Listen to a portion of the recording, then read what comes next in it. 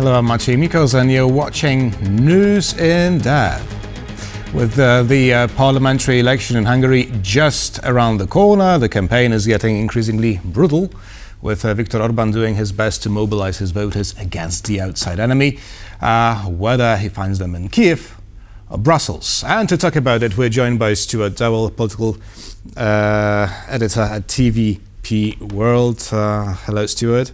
Hi. So before we start, let's listen to Viktor Orbán himself.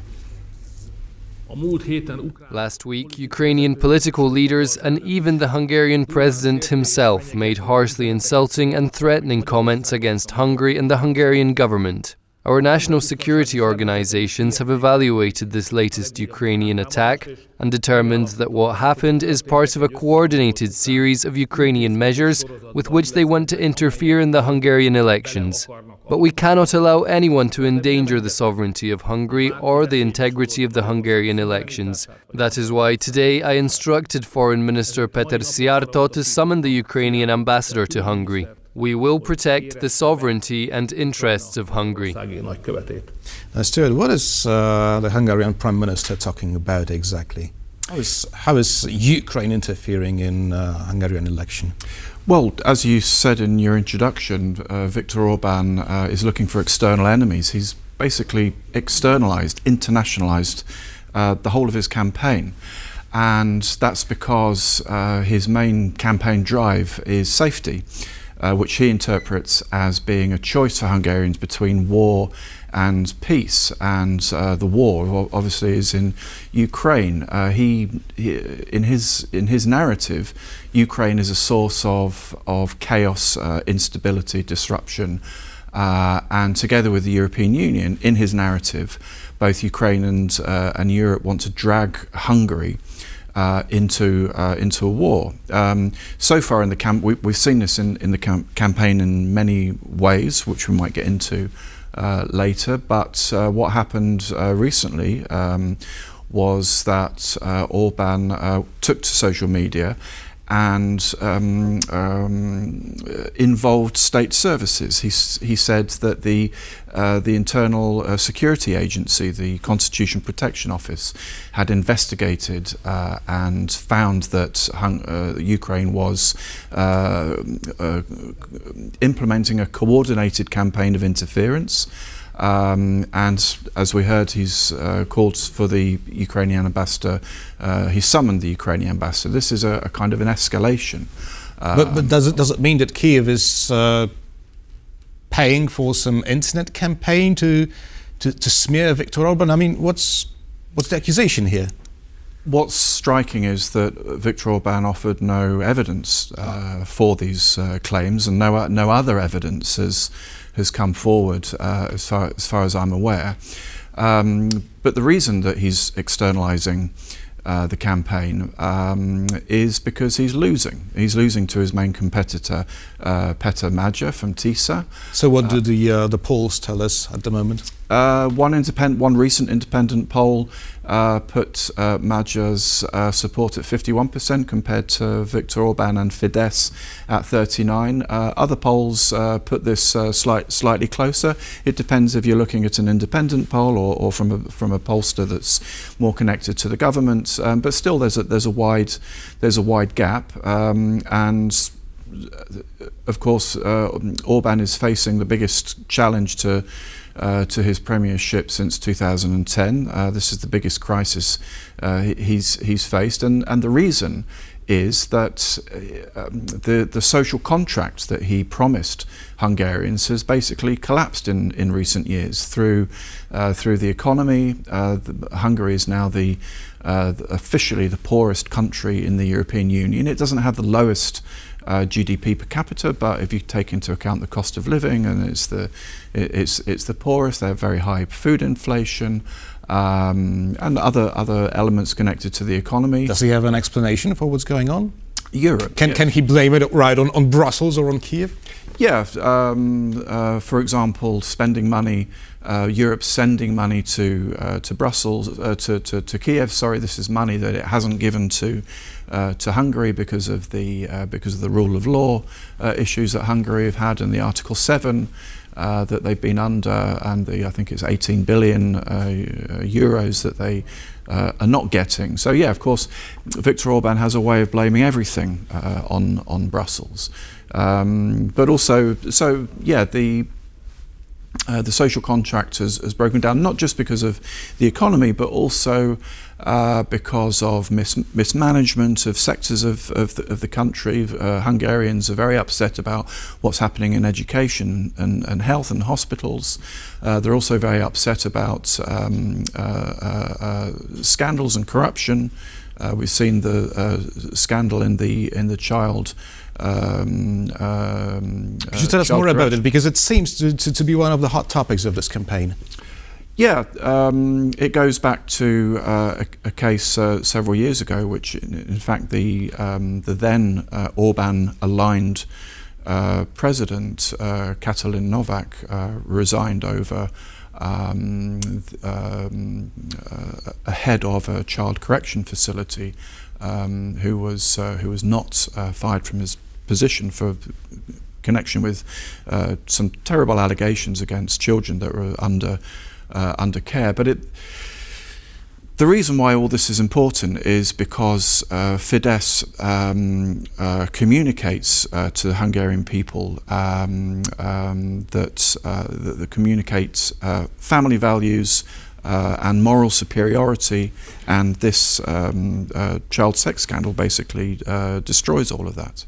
Right. So Viktor Orbán, as I understand you, wants to somehow cover, right, his mismanagement of the country with the external threat, right? Yeah. Now, is it working? Because as you said, he's 12 percentage points behind his main rival, the TISA party.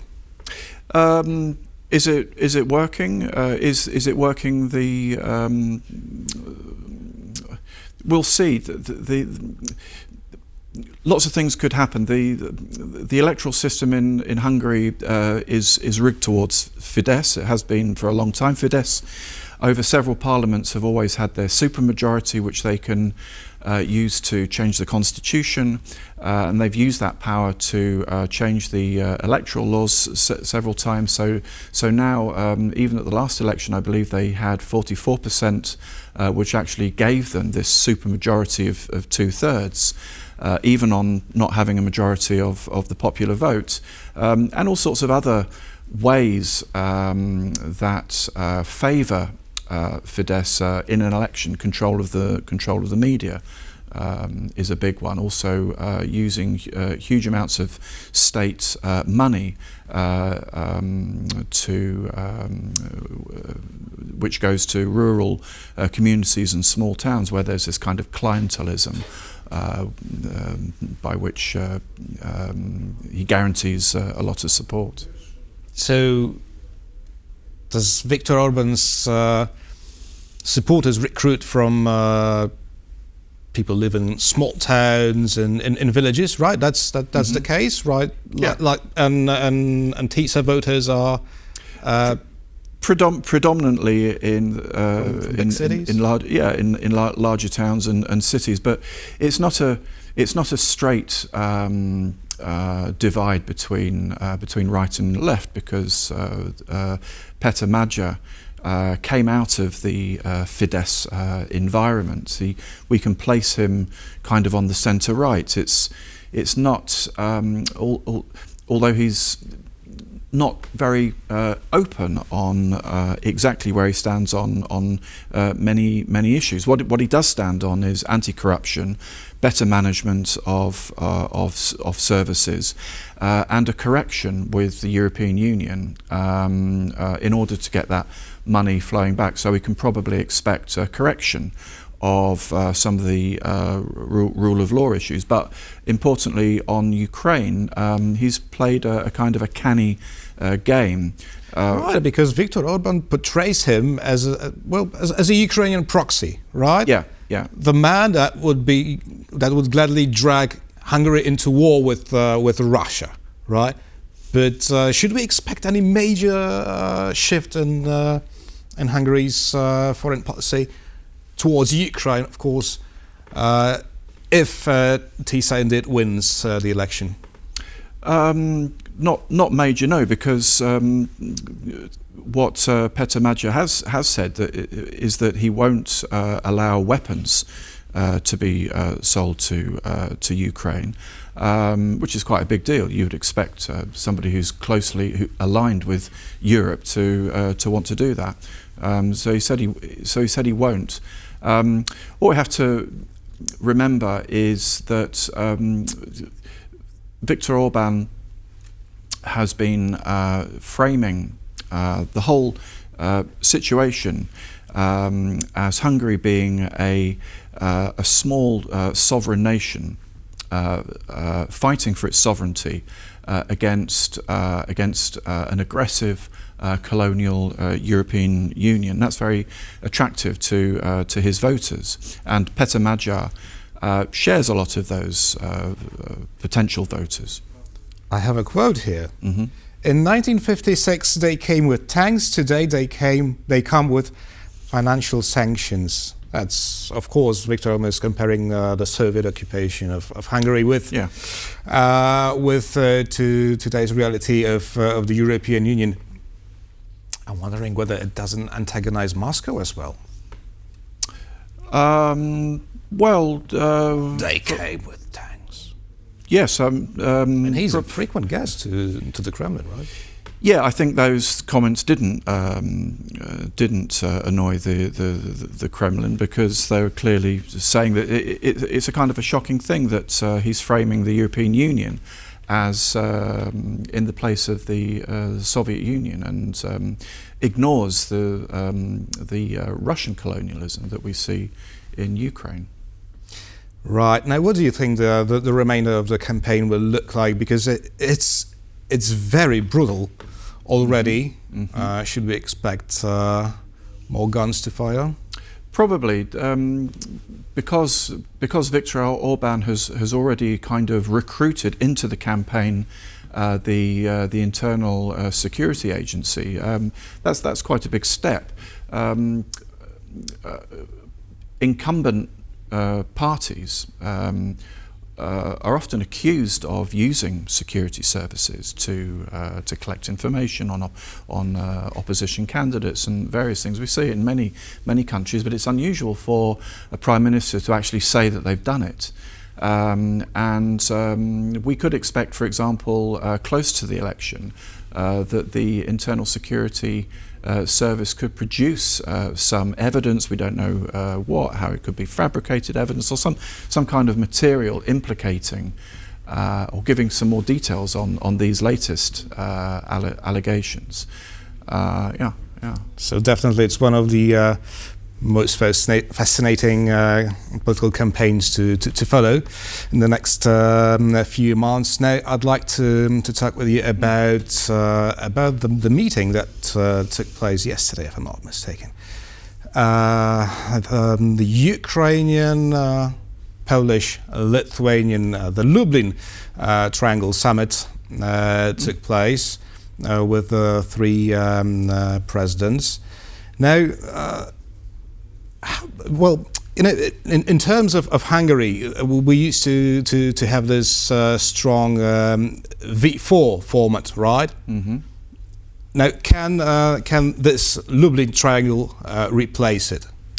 Well, the Lublin Triangle goes back to 2020, even before the war started. But Lublin Triangle, Lithuania, Ukraine, and Poland. And it really took off at the start of the war, during the kind of the period of great positive relations. It broke down when, for example, there was the grain crisis between Ukraine and Poland. And this visit by Nawrocki in Lithuania a couple of days ago kind of revives the format a little bit. It was significant that it was the second meeting with Zelensky, albeit in a trilateral format this time. But it kind of the first meeting with Zelensky was a month ago, and that was a big breakthrough because Zelensky and President Nawrocki had kind of had this impasse where neither wanted to make the first move to hold the meeting. It was good that it did take place. So this second meeting kind of underlines that the two sides can talk about current issues and leave aside the kind of historical conditionality that Nawrocki insists on to push the relationship forward. But this meeting shows that they can talk about cooperation on intelligence sharing, drone warfare, which I believe was the subject of some of their talks. So that's significant, no doubt about it. But what about Ukraine joining the EU? Because if I remember well, that was one of the topics of the Polish presidential campaign last year, right? And President Nawrocki was opposing the fast lane for Ukraine to join the Union. Now, I know that Gitanas Nausėda, the president of Lithuania, would like to see Ukraine joining the bloc by 2030. Mm-hmm. Now, what's the Polish president's stance on the matter? Well, President Nawrocki wants Ukraine to make progress on the issue of the Poles who were murdered in Wołyń during the war. So that's what he's demanding. I think that although there's a push for Ukraine to join the EU at an express tempo, in reality it might take a bit longer than people are suggesting, and probably Karol Nawrocki won't even be the president at a time when Ukraine are ready to join. And also the European Union is suggesting ways that it can get around vetoing members. At this time, it's got in mind Viktor Orbán, who also has a veto on Ukraine joining.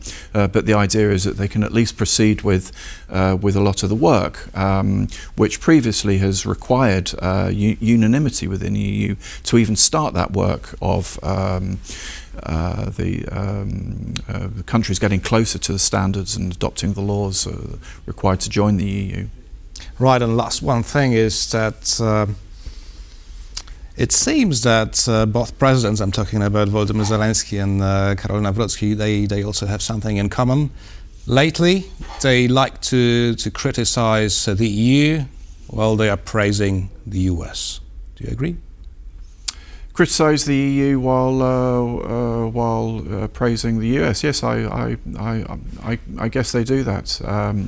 Indeed, they do. Stuart Dowell, political editor at TVP World, was our guest today. Stuart, thank you very much. And thank you for watching, and stay with us for more interviews here on TVP World.